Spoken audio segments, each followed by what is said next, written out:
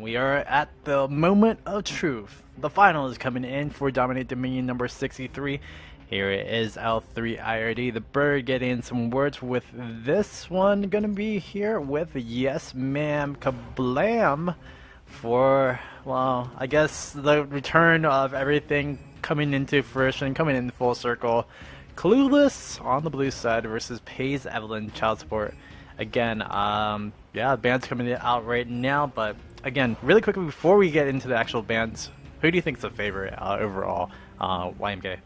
Clueless actually took down Pays Evelynn child support 2-0 last week. I don't know, it's really a coin toss 50-50. Both are very strong teams mechanically. Clueless is a newer team, so they might not have as much experience with the teamwork, but I mean, if they took down Pegs 2-0, they're obviously doing something right. I think a lot of it's going to come down to the champion picks and who can run their team composition better. So it's going to come down to the really, really minor things in this game. I will have to agree with that one, or it could come down to Sauron +5 yet again. I mean, if Clueless has shown up some really good stuff, and I won't spoil it, but half-hearted on that one is going to be onto there as well. I mean, they have a really strong squad as themselves right there, adding in some new players I've never actually seen. Tayu, Wolfer, and Baby Pop. But it's going to be a really good squad coming out from Clueless, while on Pays Evelynn child support. We already talked about them before. They just played in the last round, and it was really close. It was super close from Choose Enema's side. They could have won out that one. Unfortunately, Choose Enema did not finish that one up, and they're playing the third place matchup right now. But really quickly, bands. What do you see? What were the chat bands over there as well, YMK?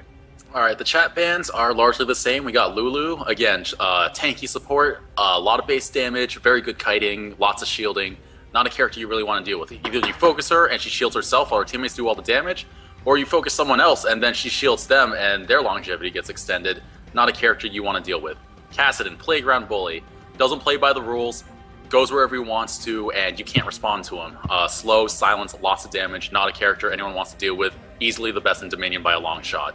Teemo, again, I don't think he's a priority ban, but these players are better than me, so maybe they know something I don't. A lot of jungle control, shuts down AD carries and bruises fairly well. Character, if he's picked, you have to play around him. Sometimes it's easier just not to deal with him altogether. And Kha'Zix, easily the #1 assassin, a lot of damage, his Q, highest damage skill in the game. Resets on assist, so he's jumping all over the place. Not something you really want to deal with. So those are the bans. Nothing new, stuff we've seen before. And as we look at the in-game bans, we got mostly old stuff, a little bit of new stuff. Jayce, again, a lot of poke damage. Once he gets Infinity Edge plus Last Whisper, he hits Hypercharge, someone's dying, and then he's got 5 more buttons to press, and someone else is probably going to die. Way too much damage, not a character you want to deal with, and good mobility, so peace him out. Wukong. Doesn't have the mobility of Kha'Zix and Jayce, but easily has just as much damage. Highest AD scaling ult in the game. He can dictate engagements with his invisibility. He's got Armor Crush and an AoE gap closer, not stuff you want to deal with. So he's a very common ban in Dominion tournaments. Amumu, #1 tank. Got one of the easiest to land stuns in the game with, I think, 1100 range, way too much. Brings out a lot of AP damage that scales on enemy HP, and a very low skill floor to play. Just sit in the middle of the team and press E. If they don't hit you, you keep doing damage. And also his ult will turn around team fights in the press of a button, so a lot of players don't like dealing with him. Nidalee, the queen of poke. Doesn't matter how many spears you miss, you hit one, someone's either dead or out of the fight. Also, her traps reveal for 12 seconds, a lot of armor or magic resist reduction. On top of that, she brings a lot of AP burst in her Cougar form. Probably the second strongest character in Dominion right now. It's debatable, but she's easily in the top 4, so she gets banned nearly every game. Cassiopeia, now this one is the curiosity, because this is definitely a targeted ban at Clueless's Tayu. I don't know how to do you speak Korean at all, because I have no idea how to no, I'm guessing it's Tayu too as well. Okay, I'm gonna call him Tayu. He was known in the Dominion community for playing Twisted Fate almost exclusively, and you're gonna get famous for that because Twisted Fate is generally a pretty bad character. And then he joined Clueless, and he destroyed everyone with Cassiopeia. What we've discovered, basically, is that Cassiopeia does as much damage as an AD carry without actually needing AD carry items. if you hit every single one of her Qs or Ws, and then her E goes on 0.5-second cooldown, she is just going to barf damage everywhere. And so she brings 80 carry damage, that sustained damage, out of the gate, which is what makes her so incredibly strong.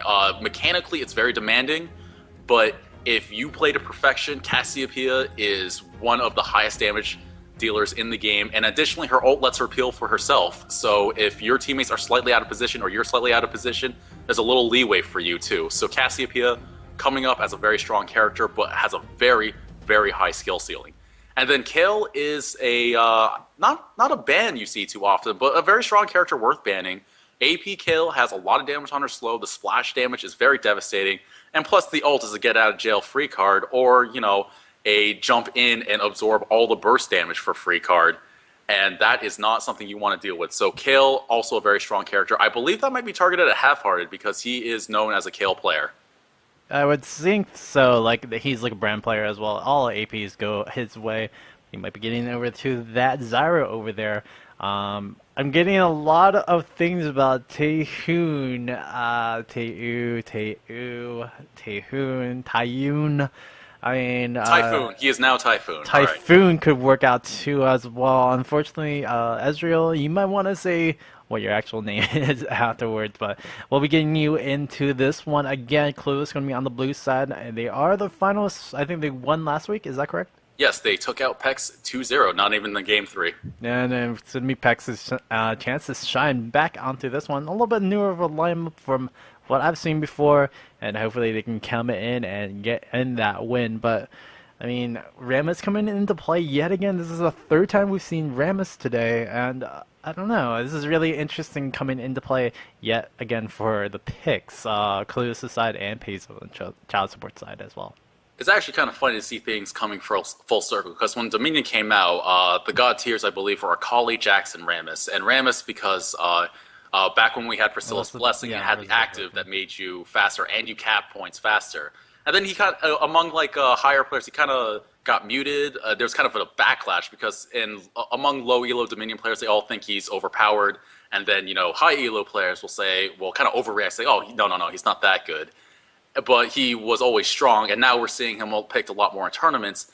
Again, the mobile defense platform. Wherever Rammus needs to be, he's there. That is Rammus's true strength. And I'm looking at these picks right now, and I'm kind of interested to see what the bottom lane matchup is going to be, because both teams have several bottom lanes that they could send. Blue team could either send Zyra or Diana, and purple team could, well, okay, with Diana and Zyra, they can't send Trundle. Trundle will get kited by both those champions and destroyed. But they could send either Elise or Urgot. So I'm kind of eager to see who they're going to send. And that's going to, and depending on who goes bottom lane, that's going to change the top lane, it's not really lane, but the top dynamics a lot. Well, maybe not so much for Clueless, because Clueless, every game I've seen them play really centers around protect Typhoon or Taiyu, because his mechanics are extremely strong, and if he stays safe, then the enemy team is toast. He is very good at playing carries, whether they be AP or AD, but generally the commonality is they have good sustained damage, and if you allow him to sustain his damage, he is going to destroy that team. However, Pex is bringing quite a bit of counter to that. With Trundle, his pillar is very good for keeping characters in place, though that's not going to affect Ezreal so much.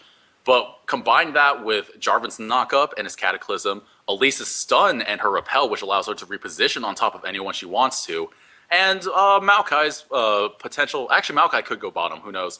But Pex, regardless of who they send bottom, they have a lot of tools to get on top of that Ezreal and keep him in place until he's dead.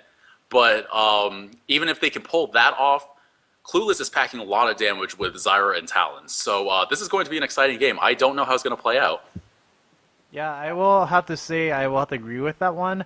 I also have to say, where's the damage from coming out after the mid-game factor for Pazel and shot support? I mean, I'm guessing Infeed's going to have to play a little bit more damagey. Blueberry is going to have to do whatever he can, but naturally you just build Urgot a little bit tankier as well, so the damage output's going to be really interesting to see, I would think, right? It's interesting because Pex is running a double bruiser. Well, actually, if you count Urgot too, so that's triple bruiser. Well, maybe if you want to count Maokai as an AP bruiser. So we could go all the way up to quadruple bruiser on Pex. So they actually have a lot of flexibility as to which characters they want dealing the damage and which characters they want bringing the utility and the peel. So, you know, it's really up in the air. If I kept better track of the individual players and, you know, like really studied their tournament play, like back week to week to week, I could give you a better analysis. But judging from the champion picks alone, Pex actually has a very flexible team composition. So they could pull some rabbits out of their hats. You know, if things don't go well for them in the early game, they could kind of readjust their item builds and really change the dynamics of team fights. So that's what I really like about their team. They have 5 very flexible characters, whereas the item builds for all of Clueless are pretty linear. You know, Rammus is going to go tank. Ezreal's going to be an AP carry. I don't think we're going to see an AP Ezreal. Talon has to be a burst assassin. Zyra and Diana both have a little bit of flexibility, but you know they're going to be AP. It's just a question of how tanky those two want to be. But since they're both pretty kitey, well, Zyra's pretty kitey, Diana's got some poke, but for the most part she has to all in if she wants to kill someone. We're probably going to see a lot of AP from them. So Clueless's play is going to be very predictable, but Pex actually has a lot of flexibility on where they want to go. I will have to agree with that one, and hopefully it will come into fruition for this one coming in soon. Again, on the blue side, Clueless going to be come in with Sauron and Baby Pop, Half-Hearted, Taehoon, and Wolfier. On the purple side, we do have that Pays Evelynn child support. Again, who's on the team right quickly? For Pays Evelynn child support. Oh, okay. So we have Infeed on Trundle, Panzers on Jarvan, Painkiller bringing up Elise, Carnival on Maokai, and Booberry on Urgot. And one more thing I'd actually like to mention is that another subtlety of this Trundle pick is that Trundle is known for a sustain. Like if you don't do something about his healing, he is going to heal a lot and he's going to stay in the fight for way too long. So what this has done is actually forced 2 Ignites out of Clueless. And Ignite is not the greatest summoner spell. You generally leave it for a counter pick, for example, Trundle. But with 2 Ignites, that's 2 summoner spells that aren't Garrison or aren't Exhaust. So that Trundle pick has actually forced Clueless's hand quite a bit already. Yeah, and it's looking like Infeed might be the one going over to bottom lane for this one. It's going to be interesting to see how Pays Evelynn child support actually really work it down. Carnival and Blueberry are just kind of waiting around, could be tricking us as well. We have on the other hand, Sauron is definitely going in the bottom lane. That's not really some big surprise to see Diana in the bot. Very, very common character for that Dominion bot lane. I'm liking the, well, Rammus again, and we'll see if Wolfier could be the one to zone out all the rest yet again with this Rammus pick. Hopefully it'll work out for them, but I mean, I don't know. I might be a little bit clueless with this one because they have a lot of, well, not a lot of tank for that one as well for the top lane. But yeah, we're going to see Sauron going in the bottom lane. We do see Infeed going bot as well. And I mean, item-wise, we don't see anything too different comparably from anyone, and literally. Yeah, we see a pair of Grez's. Grez is a very popular starting item on Trundle bottom. That gives him, you know, the lifesteal and the AD. And I think that sending Trundle bottom is a big risk, but let's talk about that after this windmill fight goes down. Yeah, Half-Hearted going to be taking a lot of damage. He's going to be the first one focused down, but it is actually going to be Urgot going to be taking the first one to die. And you're going to see Half-Hearted taking down. Double kill coming out from Taehoon, but Taehoon's going to go get kicked out of there. No, he will not. He's going to be able to travel out and smack down onto Panzers even more so. The mechanics coming out of that one, and also the non-focus coming out to the Ezreal, really changed up that dynamic. But now Taehoon's going to be taking a lot of damage from Blueberry. Blueberry going to go onto Wolfier, switching up the target just a little bit. And now we'll see how this will affect the fight coming up. Pays Evelynn shot support going to get pulled in.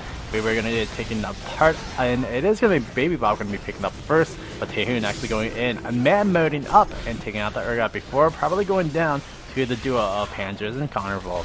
Now we do see over here at the windmill point, actually, the Elise going to go down onto Wolfier. We do see Half-Hearted off on the side getting picked apart from the team. The Baby Bop going to come back in through the revive. We're going to make this extended fight even more extended. And Painkiller and everybody at the rest of the team Pays Evelynn shot support. They're going to be able to finish this one up on the Baby Pop.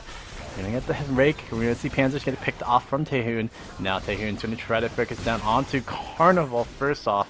And now Kayle gonna go fix up a little bit more damage. Carnival gonna be taken down right quickly. It's when Taehoon gonna be able to pick up one. Kayle gonna be picked off of the second one. And I think finally, out of all this madness, we will say that Clueless, okay, maybe not because we're gonna see we were actually finally retort with that capture point, but I guess it's gonna be Taehoon gonna go deny. Wolfie's gonna go pound down on the punctured taunt, and it is gonna be the Rammus gonna be able to finish up the kill. And finally, I can say Clueless gonna be able to pick up that windmill point. And yeah, as you once again we see the team with Zyra wins the windmill fight because the amount of free damage that her turrets provide is just insane, especially during the early game.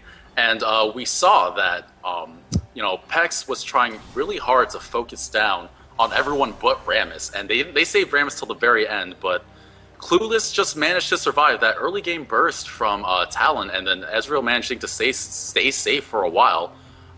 Really put Pex in a difficult situation where they couldn't really get to the damage, and then Rammus could just stay around, stall it out, and wait for the revives to come back up and secure the windmill point. I can see why they might have changed up the line on Taehoon. Really played that super superb. I mean, yeah, he wasn't the focus, but also he was kiting down a lot of the damage and making sure he got that triple kill at the start. He gets 7-1-2 off of a 4-minute game. That is an absurd number, literally in any standard of any game that it involves team fighting. And literally, he's going to keep it going. You're going to see Weeby Pop going to be able to pick up one. Going to try to pick up the Blueberry, but it is going to be Kayle going to get assisted. It is going to be Blueberry actually picking up that kill, and now it is going to be Carnival going to try to get one more. Carnival, can he actually fight up on this Ezreal? Ezreal's going to be taking 3 shots at the whole team. Carnival going to be taken down right quickly. They're going to pick up one more. I think they might want to stop this Ezreal, or they have to do something to not feed this Ezreal even more, because he just got another kill. And right now, overall in gold, he's at 3,600 compared to like 2,900 of a counterpart at the moment. Yeah, and I mean, Clueless is a relatively new team, so people, about, say, like a month and a half ago, you say Taeyu's name, and people are just going to say, oh, he's that Twisted Fate guy. And, everyone knew he was good, but, if you just play Twisted Fate, you're kind of like a gimmick guy, play a weak character, you play him well, but, that's not really that much of an asset. But then he came out with Cassiopeia, and now he's shown also that he's a very strong Ezreal player too, and I think people are starting to get real serious about this guy. Yeah, I mean, we could say that about Half-Hearted quite a bit too. He had that brand which was played quite a bit, and he's playing Zyra really well. He's known for his APs, and I'm liking what's coming out from Taehoon right now, and I'm liking the play that's coming out from the team of Clueless. Although they're going to lose up the capture point over at the windmill, Evelynn child support will be able to have some semblance of a control into this game for just a little bit longer. And I'm looking at the bottom lane briefly, and Trundle is actually exerting quite a bit of control over Diana, which surprises me because for the most part, Diana has pretty safe poke with her Q, and she really shouldn't have to engage Trundle unless she wants to. And I haven't been watching it, but my guess is that Trundle's really playing PvE at the moment. Just hitting up all the creeps. If Diana even tries to poke him, he'll just heal it back through with his Grez and his Frozen Kingdom. And wow, he's already got his Tiamat. Diana is not going to be able to all-in him at the moment, and that's going to be a lot of trouble if they don't do anything about it. We do see the switch up on Taehoon. Taehoon's going to be taken out right quickly from this one. Great job by Boomer getting that one up. So we're going to get the knock up from the ultimate of String of Thorns, but Panthers and Painkiller still on the chase. It doesn't get seen by a seedling, and now we're going to see if Painkiller can actually finish it up. Oh, Half-Hearted taking down one shot, one kill. And it's going to be Panzer going to be picking that one up, and we're going to see if the Refinery is actually going to be taken away from the team. Meanwhile, we do see Rammus being a menace yet again. Wolfie are going to be able to pick up over there at the drill. Yeah, a very smart response by Rammus. He sees that that midpoint is gone, the team fight is lost, but you know what, you're Rammus, you're the fastest character in the game. Make them trade, so it's still a 3-2 situation, so you stem that bleeding early on. It looks like Rammus might, or no, he's just trying to delay. He's not actually going to go all in on the Urgot. And, if the team fight's lost, but they've overcommitted, go somewhere where the enemy team isn't. And try to create an advantage somewhere else. And that's what he's doing yet again. He's going on the bottom point, going to go back half of the Boneyard. Painkiller, and we're going to see Baby Pop can actually stay alive. Half-Hearted gets obliterated through the Cataclysm. Painkiller going to be able to get killed a little bit down, but unfortunately not going to be taken out. Sauron, on the other hand, going to help out his little armadillo friend, and Feed going to go smack down onto the Diana, and Diana's doing like 0 negative something damage because Sauron's not doing anything to Infeed. Infeed just healing up, going to be able to take him down. We saw really good play from Trundle there, waiting for Rammus to pop his W, his defensive ball curl, before popping his own ultimate, stealing an extra, you know, I would say like an extra 20-30 armor and magic resist, which is why Diana did so little damage to him. Plus all the healing from a sustain, difficult to deal with. And wow, BB Pop Talon almost goes down in a second. Elise still on top of him. Can he finish it off? Yes. And it looks like Red Team will still be able to successfully defend this windmill, possibly. It was a great gank that was set up. They really split up the Ezreal from the team, and then they split up the Talon by actually going on and engaging. Now everybody retreating from the team of Clueless. I don't think Evelynn Child Support is going to take too lightly to a 2-0, and they're really forcing down that pressure, forcing down that damage. Boober actually missing off on the corrosive charge, but Painkiller going to be able to pick up this kill onto Half-Hearted. Yes, they will with one auto-attack shot into the face. And Pex is just going to go back. They're not going to try to pressure this middle because they're very low on life. They see everyone is back up, so it's better just to regroup, force that 4v4 on the windmill if Clueless so chooses. Got some spare time. You're still at full health. That's a good time to pick up the Storm Shield. Going to put a little extra bulk on Urgot, make his poke hurt a little bit more. And if he can get on top of that Ezreal, that's going to be a winning fight for him. I definitely have to agree with that one, and we'll see how this will work out. Both relics have been taken apart, but we're actually coming down to bottom lane. They're going to try to go for gank now. They're going to go for this point defense over at the windmill, I believe. Or they're going to try for a sneaky counter gank. Hopefully you're going to get caught down. He has the refuse to charge itself. Oh, he backed away. Now he's going to take a little bit of extra damage. Infeed now going to come out from the bottom. Here comes the Cataclysm, but oh my gosh, it wasn't enough to actually save him. No, Booby are going to be able to pick up that kill. And the separation yet again, as you're going to be taken down right quickly. Bebop going to try to do as much as he can to kite away from Painkiller. Painkiller going to try to get the Cocoon, going to miss offline, and going to hit the Voltage spiraling with that Q Neurotoxin. Too much double wombo combo damage from Painkiller. Going to be able to pick up that kill on the windmill, and a successful defense for Evelynn Child Support. Yeah, that was a very beautiful counter gank for Team Pex. Catching that Rammus right where he doesn't want to be. Urgot and Jarvan putting their forces together, but it looks like that counter gank is going to come to nothing as Diana and Zyra just chase down this Trundle. And, well, at the same time, with the Teemo, it's going to be very difficult to move him off this point. Oh, definitely, and Zyra not going to get defended upon. It is a 1-for-1 trade overall, though, but Half-Hearted is going to have to kite away, back away from this one. Panzer's actually smoking down off on the side. Thought of a gank going to come to him, but now he's still going to chase down on the Half-Hearted. Meanwhile, over top lane, Taehoon and Wolfie are going to be able to pick up over on the windmill. Great arcane shift over the wall to make sure that he can get a little bit more healthier, get out of the ultimate of Carnival. Now Punctury Tongue coming in, but I don't think that was the smartest idea. Painkiller going to go ahead, pick up on the Taehoon, and we do see over there the Rammus unfortunately demising over there at the top.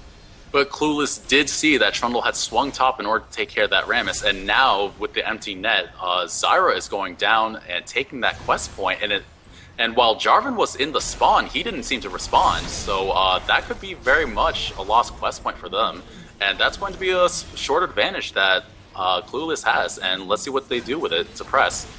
Yeah, I mean, they will get that extra gold, the extra, well, damage bonus as well. We did have to sacrifice the life of Baby Pop from that one, but we'll see if that can, well, get back onto this a little pony of a game. Clueless right now down a little bit in points, 366 to 234. They're going to try to keep it up over there, top on lane, or the windmill. Exhaust going in on Taehoon, and Blueberry didn't do as much, well, defense as he can, but unfortunately not going to be enough. Oh, that Hex Drinker, was that enough to really block it out? Taehoon can't do any more effective damage. Wow, that is just surprising stuff coming out from the team of Evelynn Child Support. And yeah, they're going to keep on chasing, they're going to keep on pushing. We have Elite going to be chasing down on the Armadillo. We do have Half-Hearted going to be talking to a 2v2. Half-Hearted going to get knocked up with that Carnival. Can he actually get killed down by Taehoon? Gets that one. Can he finish up on the 2? Puncturing Tonic did get you down, so it's not going to be the focus or the main focal point. But Panzer's going to be taken out. Yes, he will. But Teemo now going to get exhausted yet again. But Pink they're going to switch up the target to that Zyra. We're going to see the pick off at the end of everything by that Zyra through the passive. And you can see that Pex has sent out a memo, or they put a bounty on Taehyu's head, because we remember he started, what, 7-1? That has gone all the way up to 10-8. So he's still keeping up in kills, but Pex is really pressuring him as their, identifying him as the carry and saying, if we take him out of the fight, then we're good. He is public enemy #1 right now, and that is our primary target. And you can see that come through in all their team fights, that they are jumping on top of Ezreal. Like I said, all those repositions to jump on top of the slippery carry, they are on top of it. Yeah, and we're going to see Blueberry actually take over at the refinery, while Carnival is going to be chased down by 2 members of the team of Clueless. It's been Taehyun and actually pick up that kill, but Blueberry going to be able to get a successful capture onto the refinery. Really quickly as well, we're going to note that, well, Talon isn't doing like a very damaging job. He's doing still a pretty decent job trying to keep up, but if some of those kills actually went to Baby Pop, it might have been a secondary target that the team of Evelynn Child Support really had to worry about. But at the moment, it's looking like it's just only Ezreal that they're going to really take care of, and they're doing a really good job taking care of that slippery 80 carry. One thing a lot of players miss about Dominion is that champion kill gold is actually very, very muted, especially compared to everything passive gold gain and creep gold. One champion kill is actually worth 100 gold. A full creep wave is 120. So don't push too much stock in the KDA, because that is actually the minority of your income. And no matter how fed you are, your gold probably is not much more than 1k ahead of the next guy over at best. And that is coming to fruition, and that is true into this one. But I mean, yeah, the damage is coming out from Ezreal. Could be better served if it was a little bit more even, but even then, it's not looking like they can keep up with all the tankiness and all the damage that's coming out from all these champions coming out from Evelynn Child Support. I mean, Infeed's doing a really strong job just pushing up his lane and keeping up just that disruption that was needed for the team of Evelynn Child Support. The Urgot has been doing such a great job into the middle game go that he has a frozen heart on top of the Hex Drinker, really mitigating a lot of the damage coming out. It's looking pretty grim for the sense that Clueless, I mean, they have good damage coming out from 1 or 2 characters, but overall, just the tankiness, the damage output, and the burst that's coming out from 1 or 2 of these just bruisers have been really, really hurting that Clueless team. Yeah, and we saw Elise and Jarvan just jump on top of Ezreal again. They really want to remove him from every single fight, because they know you leave Taehyun alone, and he's going to wreck everything. And I think these item builds coming out are actually interesting. So we're seeing the very bruisery Urgot, and it's actually Jarvan going for the damage build. So, that's probably what they want, because Jarvan's got the knock. He's got 2 gap closers. So if Jarvan's bringing that upfront burst 80 damage, that'll spell the end for Ezreal. And we're seeing some bursty damage from Elise too. So you get 2 burst. They're kind of playing this like it's kind of double assassin without actually picking assassins, which is really kind of weird. I wouldn't have predicted this, but it's working out really well for them at the moment with their 250 point lead. Oh my god, Taehyun taken down, and yeah, the first technical assassin that you see over there. Jarvan getting that kill onto the Ezreal. We do see the Rammus being picked off. Great switch up by Blueberry at the start.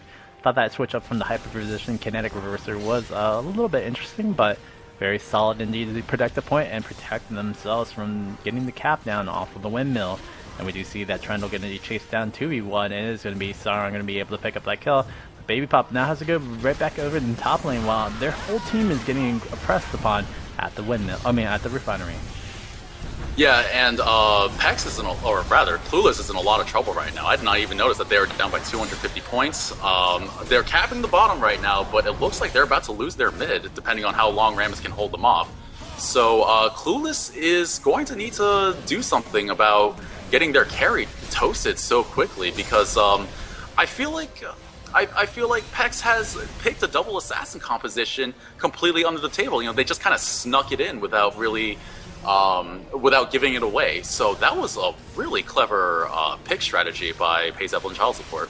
Yeah, and they also have, well, a lot of tankiness. You have the Runic Bulwark, and then you have also at top of that as well, Vengeful Maelstrom, which we just saw to disrupt, doing a lot of damage mitigation, actually doing a little bit of damage as well, turning back over there with a tank.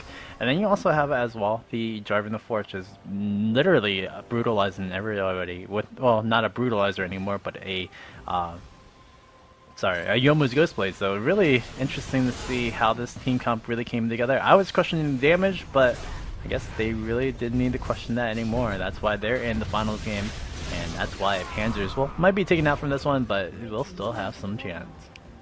Well, right now we see that Clueless is in the danger zone, but this is also a 250 point advantage in Pex's favor, so the respawn timers are not doing them any favors right now, so this is actually something that happens a lot in Dominion solo queue games. I would hope that, you know, in the grand finals of the tournament, they don't fall into this trap, but where you just can't get a foothold to take a 3-cap and hold onto it for long enough. But it looks like Trundle is beating down Diana 1v1, and this might be the advantage that they need. Because bottom lane is really the single position most suited to carry a game by yourself. If you are dominant enough in bottom lane to pull the enemy team into forcing to gank you, then you have created a power play elsewhere on the map.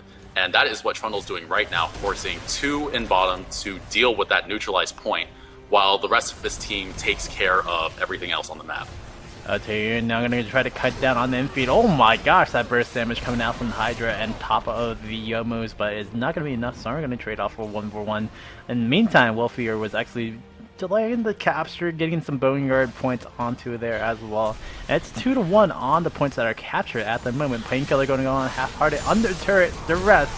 But oh my gosh, that burst damage coming out from that Cataclysm, demolishing that Zyra, no problem. And we do see the Ezreal coming up to the lane. Can he actually do anything? It's going to go hit on the Painkiller, but it will not be too early enough to actually delay the timing of that capture. And we see Wolfier yet again just being a disruption. That's what you want to do as Rammus, and you're going to be able to pick up a kill. Meanwhile, over in top lane, half already getting picked up by that Painkiller getting picked up by Baby Pop. And yeah, every fight that goes even is actually a fight in Clueless's favor right now. They're going to have to keep this up for a long time, but as long as they can go even in every fight, they will win slowly but surely, although it looks like Infeed's Trundle is really beating down on Diana. Dancing during the Witch Cap active, I like that a lot. But, oh dear, yeah, this Jarvan's going to take out Ezreal, and then that'll be a cap for the top point with Urgot there. And if Clueless doesn't respond with a play, which they can't because 3 of them are dead, then that's pretty much game right there. Baby Pop is going to have the revive coming up really soon, and we have Taehoon at the same point, going to have that revive pretty soon, but will it be too late? Wolfier's trying to make a mockery over at the top lane, yet again disrupting as much as they can off on the windmill, and unfortunately Wolfier going to get picked off from Painkiller's gank. Pan's just going to be able to pick up the point. Oh my gosh, almost going down, but he is actually going to back away. He's not actually capturing the point right now. There you go. That's good for him. But now we see Baby Pop coming off the side, going to pick up on the Blueberry. But Blueberry's a little bit tanky. And Taehoon is going to be taken down as well. The double kill coming out from Painkiller. And wow, we saw that Infeed's Trundle was on the verge of death. Pops his ultimate on Diana and instantly heals about 30%. And if they don't take this windmill right now, and it's looking pretty dodgy if they will, because they got Elise there. She can delay for a good bit, and then Jarvan's going to be there too. They don't have to look for any kills. Pex doesn't need to go aggressive. They just need to stall out the game for another 20 seconds, and that'll be GG for game 1.